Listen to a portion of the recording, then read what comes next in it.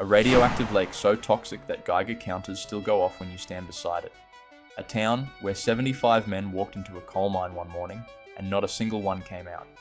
And a stretch of outback highway where glowing orbs of light have been chasing travellers for more than 100 years. Queensland has some of the most beautiful landscapes in Australia, but tucked away behind the tourism brochures and the coastal postcards, there are towns that time abandoned, that maps barely acknowledge, and that most Australians have never heard of. These are 10 of the creepiest small towns in Queensland, and some of them you definitely should not visit after dark. Number 10. Krakow, about 485 kilometres northwest of Brisbane, down the Theodore to Eidsvold Road, sits a town named after one of Europe's great cities. Krakow was christened in the 1850s, supposedly inspired by Poland's Krakow, though some locals reckon the name actually comes from the crack of a stockman's whip. Whatever the origin, there is nothing grand about Krakow today. The gold rush that built this place started properly in 1931, right in the depths of the Great Depression. Word spread fast that a prospector named Lambert had found a rich quartz lode in the hills. Within months, a canvas and timber township sprang up among the ridges. At its peak, the Golden Plateau mine supported 5 cafes, 2 butchers, a billiard saloon, a picture theatre, and even a soft drink factory. The mine ran continuously until 1976. When it closed, Krakow's reason for existing simply vanished. Today, fewer than 90 people remain among the abandoned streets and empty storefronts. The old Krakow Hotel is still standing, propped up with corrugated iron and bush yarns. It looks harmless enough during the day, but visitors who have stayed overnight tell a very different story. Room 1, they say, has a resident who never checked out. A figure in a nightgown has been spotted wandering the halls after dark. The locals talk about it like it is just another quirk of country living. Just the ghost, they say. Nothing to worry about. Number 9. Selwin and Mount Elliot. Just 25 kilometres down the road from the abandoned copper town of Kuridala, an old rival stands completely silent. The towering chimney stack of Mount Elliot is the first thing you see from a distance, rising above the flat outback landscape like a monument to something that died a long time ago. Mount Elliot was founded after copper ore discoveries in the region. The mine's success gave birth to the nearby settlement of Selwin, which at its peak was home to around 1,500 people. Families, shopkeepers, and miners all carved out a life in this remote corner of northwest Queensland, surrounded by nothing but red dirt and heat haze. Today, the streets are empty. Not quiet, empty. The old smelters still stand, their brickwork crumbling under the weight of 100 years of neglect. You can walk through the ruins and find the remnants of a community that simply packed up and left. And then there is the graveyard. Rows of weathered headstones mark the final resting place of the people who built this town and never got to leave. Guided tours take visitors through the silent streets, but visitors rarely linger after the sun goes down. Number 8. Ravenswood. Step onto the main street of Ravenswood, about 88 kilometres east of Charters Towers, and it is genuinely hard to believe that more than 5,000 people once walked these footpaths. In its heyday, during the gold rush of the 1860s and 70s, Ravenswood was one of the richest towns in North Queensland. It had more than 50 pubs. 50. For context, some suburbs of Brisbane today do not have that many. The colonial architecture still lines the streets. The towering Imperial Hotel remains standing, a relic of the era when miners with pockets, full of gold dust, would drink the town dry on a Saturday night. The ruins of the Mabel Mill sit quietly on the outskirts, along with scattered mullock heaps, rusting machinery, and old mine shafts that disappear into the earth. Today, roughly 100 people call Ravenswood home. The silence is the thing that gets you. Walking past those grand old buildings with their peeling paint and boarded up windows, you can almost hear the echoes of a town that used to roar. The Courthouse Museum preserves some of the history, and the stage curtain inside the old School of Arts building still carries painted advertisements from the turn of the 20th century. Frozen in time, as if everyone left in a hurry and never came back. Number 7. Mungana. Deep in the hills near Chillago in far north Queensland, the ruins of Mungana sit quietly among the scrub. This was once a copper and gold mining town with enough economic pull to attract the attention of politicians in Brisbane. And that attention is exactly what destroyed it. In the 1920s, it was alleged that 2 Queensland government ministers secretly owned shares in the Mungana mines before the state government purchased them. The scandal became a household name across the state. It was one of the biggest political corruption cases in Queensland's early history, and it dragged the name Mungana through the headlines for years. The big mines closed for good in 1926. The town limped along as a railhead for the surrounding pastoral and mining districts, but when regular train services ended in 1958, it was a death sentence. By 1965, Mungana was abandoned entirely. Today, it holds the distinction of being Queensland's first heritage-listed archaeological area. Researchers have found fragments of corrugated iron, broken crockery, old bottles, and the remnants of smelters scattered across the bush. Mango trees planted by the original residents still grow wild among the ruins, a place where even the trees remember more than the maps do. Number 6. Kuridala. 65 kilometers south of Cloncurry, down a dirt road that feels like it leads to the end of the earth, the towering smelter chimneys of Kuridala break the horizon. You see them long before you reach the town, or what is left of it. 100 years ago, this was a booming copper mining settlement of more than 2,000 people. Hotels, general stores, and rows of workers' cottages lined the streets. The mines ran around the clock. Then World War I ended, copper prices collapsed, and Kuridala's economy evaporated almost overnight. The town was effectively dead within a few years. Today, you can wander through the old railway lines and past the cemetery plots. The blast furnace still stands, a rusting monument to the industry that once kept this place alive.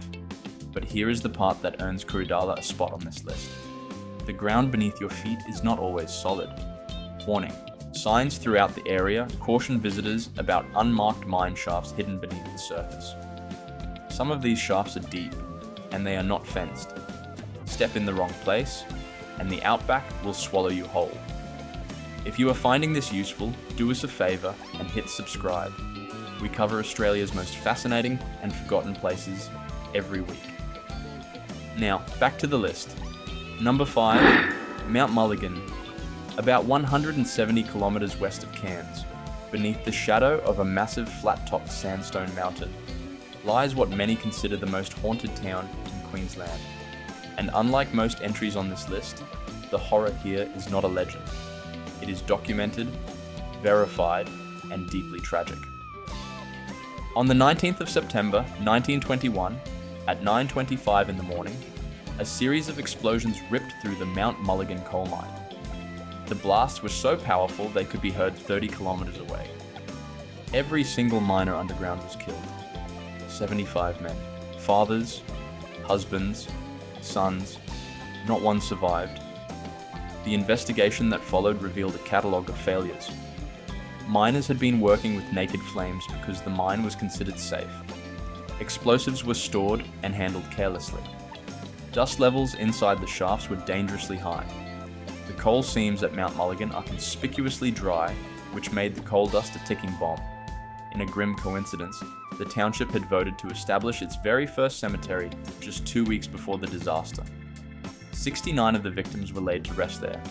The mine eventually reopened in 1922 and operated until 1957, when a hydroelectric scheme eliminated the need for the coal.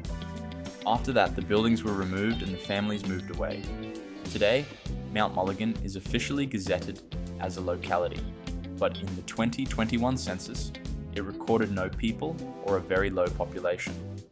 All that remains is a single chimney stack, the cemetery, the overgrown ruins of the mine, and one occupied residence that was once the hospital. The mountain itself, known to the local Jungan people as Ngara, is a sacred site where Indigenous Australians lived for around 40,000 years. The Jungan ceased camping on the mountain roughly 600 years ago. They say it is a place of restless spirits. Given what happened here, it is hard to argue with that. Number 4. Maytown. If you have a 4-wheel drive and a taste for adventure, you can make the 280-kilometre journey northwest from Cairns to what was once the capital of Queensland's richest goldfield. But be warned, the road is rough, the bush is thick, and Maytown does not welcome visitors easily. In the 1870s, this was one of the most important towns in far north Queensland. The Palmer River Gold Rush drew thousands of hopefuls from across Australia and beyond. By May of 1877, an estimated 19,500 people were scattered across the goldfield, and Maytown was its beating heart. The town had 12 hotels, 6 stores, 3 bakers, a lemonade factory, and even a surgeon. Chinese merchants ran a significant import trade, shipping goods directly from Hong Kong, Shanghai, and Singapore. The bust came slowly and then all at once. By 1900, the population had dropped to just 674. By 1924, only 1 store remained. The state school closed in 1925. The town was largely abandoned by 1945.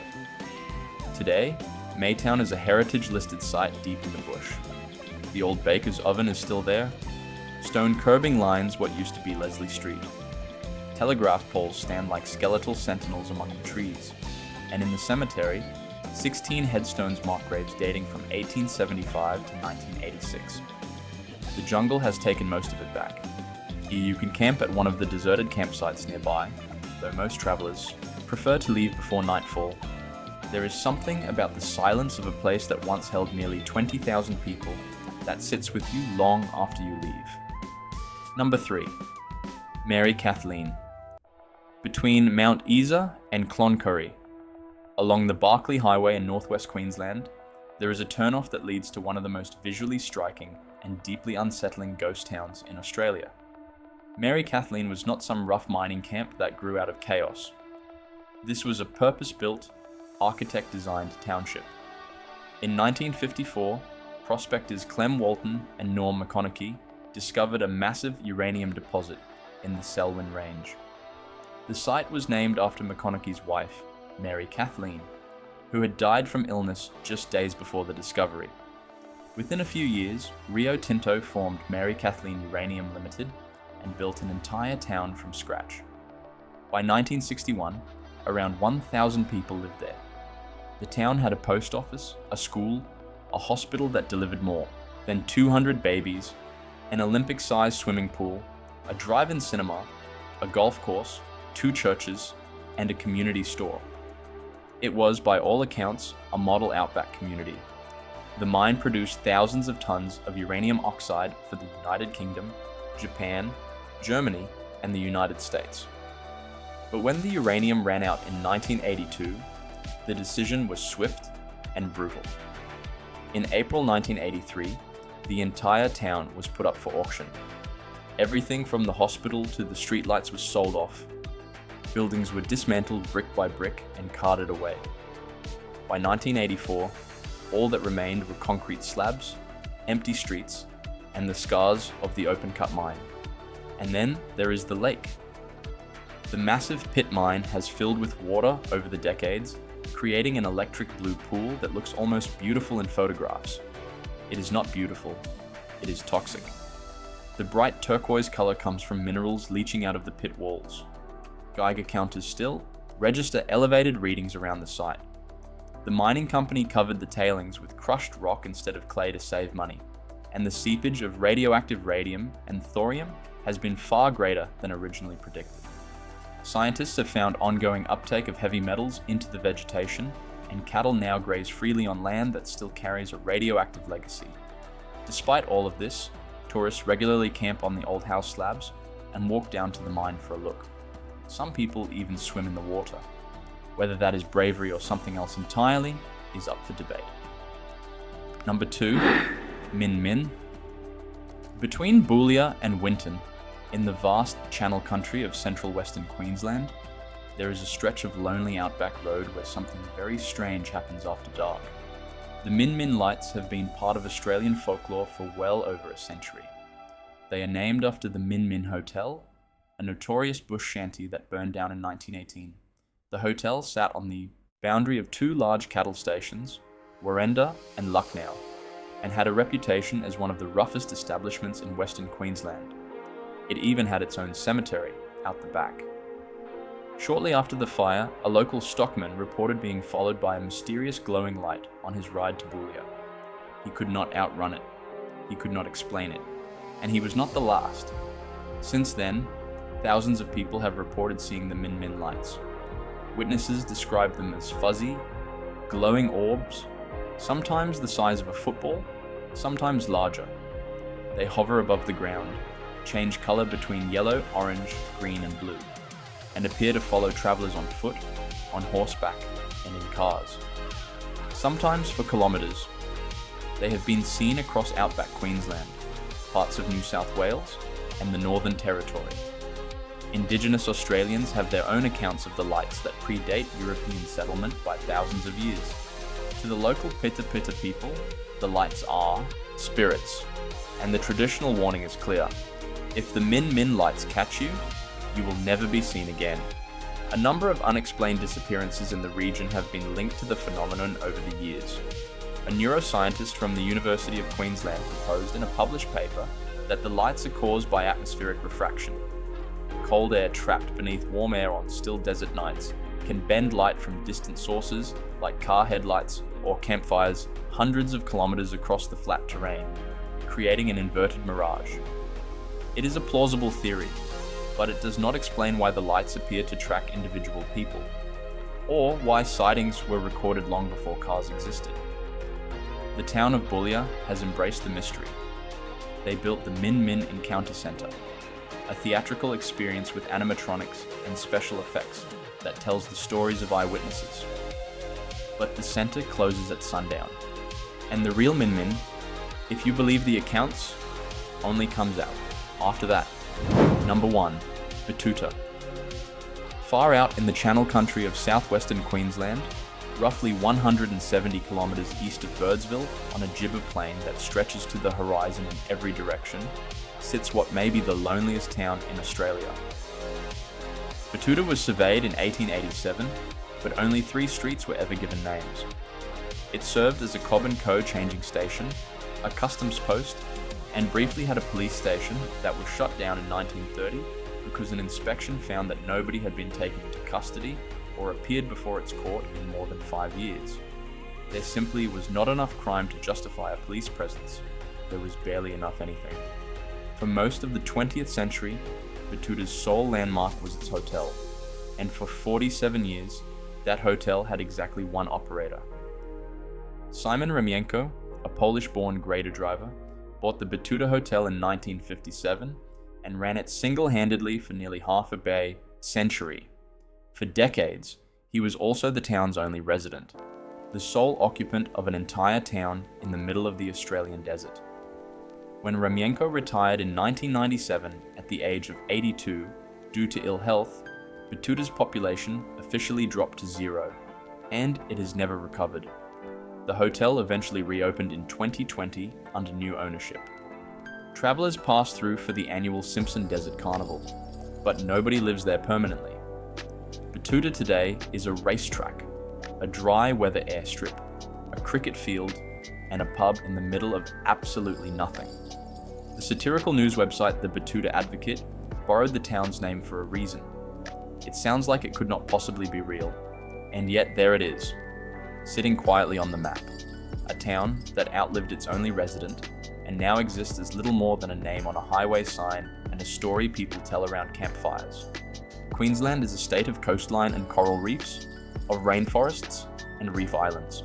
But drive far enough inland, follow the dirt roads long enough, and you will find a very different Queensland. One made of rust and silence, of abandoned mine shafts and unmarked graves, of towns that the boom built and the bust forgot. If you want to see more of Australia's most forgotten and fascinating places, click the video on screen now. We will see you in the next one.